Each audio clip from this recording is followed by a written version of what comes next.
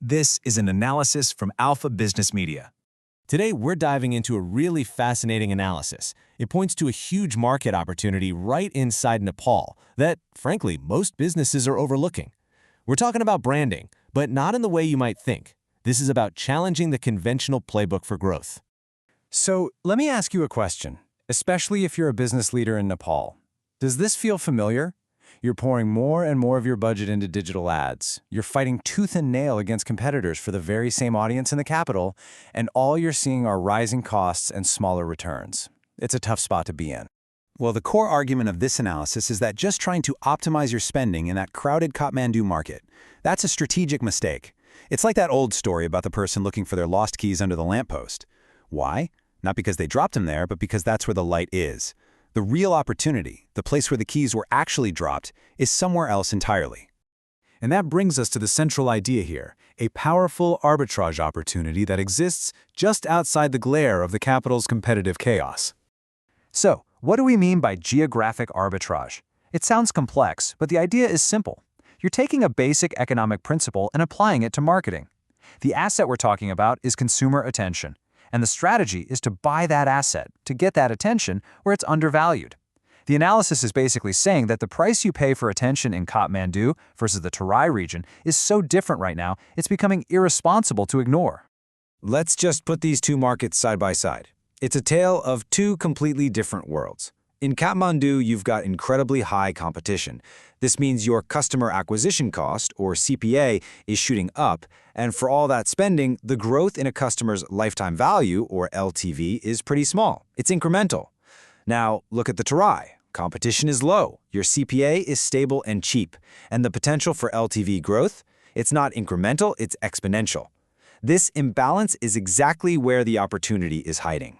And when you look at the numbers, the financial logic is just undeniable.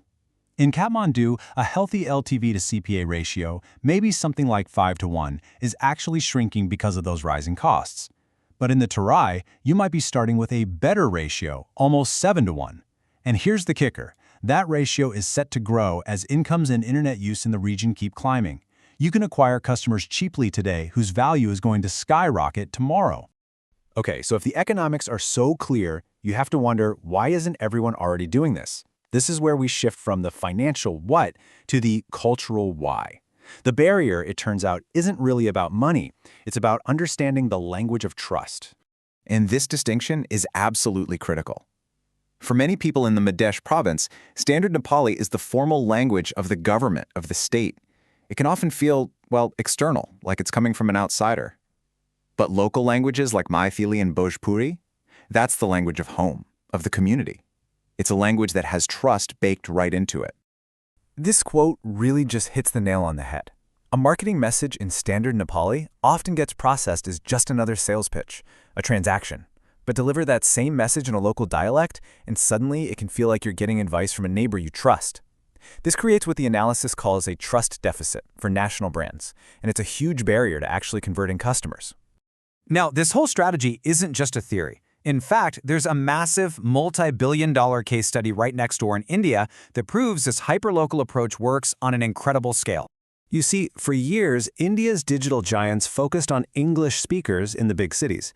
But they realized the next wave of growth, hundreds of millions of new users, was coming from regional non-English speaking markets. So, giants like Flipkart and Amazon poured money into deep localization, not just translation. And the result?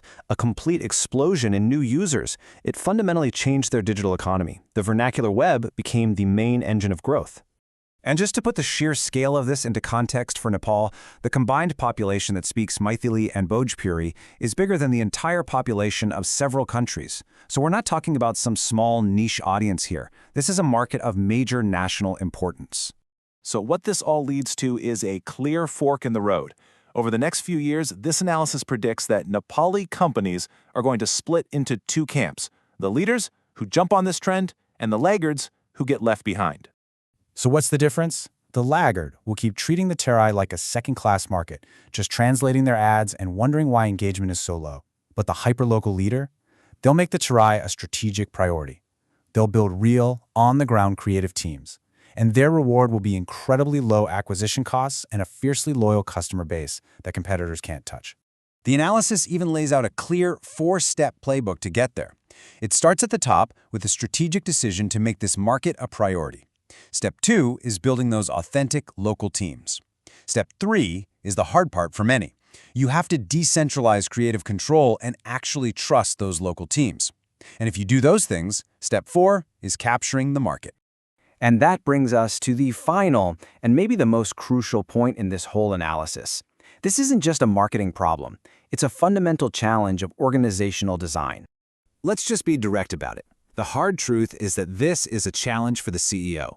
It's not something you can just hand off to the marketing department. It requires a real strategic shift away from that top-down, centralized control and a genuine willingness to empower your regional talent.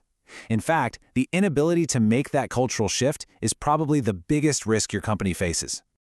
So in the end, this whole opportunity isn't really a marketing problem at all. It's a leadership test. It's about having the vision to see where the market is going and the corporate courage to restructure your company to meet it there. So the final question is for the C-suite. Does your organization have the courage to win?